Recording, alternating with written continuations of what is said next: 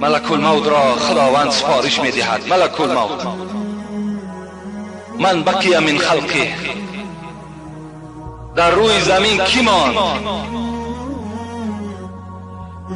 از موجودهای زنده؟ کی ماند؟ حضرت ملک الموت می گفته است: پروردگارا، جبرائیل، اسرافیل، میکائیل، این سه ملائک و این بنده ضعیف تو ملک الموت در حیات هستند. خداوند می گفته است: ملک الموت، قبض ارواح این سه ملائک مقرب را انجام بده. می آمده است. حضرت جبرائیل میگوید در سجده هست با 600 قناتی که دارد که هر قنات او دنیا را چپه میکند، قوت دارد. نزد جبرائیل می آمده است، می گفته است: برادر جبرائیل، خدا امر کرد که جان تو را ما قبض کنیم. و حضرت ملک الموت میگه نزدیک با جبرائیل می آید، مثل برادر را آغوش میگیرد و او را در آغوش میکشد و جان او را قبض میکند.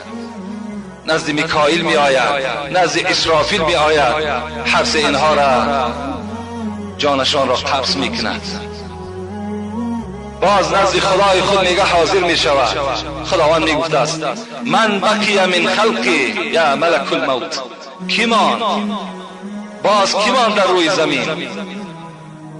می گفته است: العبد الضعیف ملک الموت، یگانه در روی زمین، یگانه موجود زنده ای که در روی زمین است، این همون بنده ضعیف تو ملک الموت است. خلاص.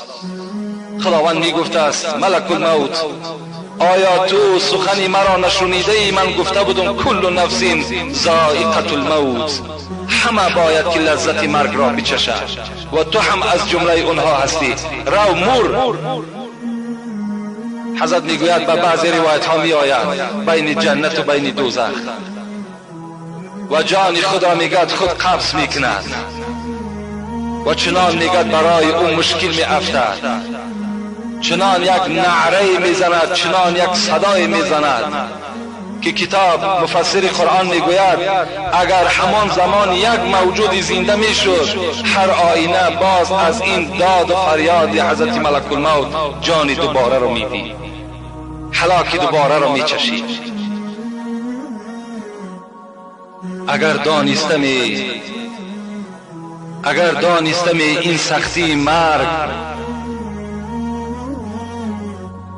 و مردم کردم این کار آسان. گفته حضرت مولوی در کتاب خودش ذکر میکند که حضرت میگفته است اگر میدانستم که شدت مرگ، سختی مرگ اینقدر مشکلات دارد، هر آینه به مردم یک مهربانی خدا روا میدیدم.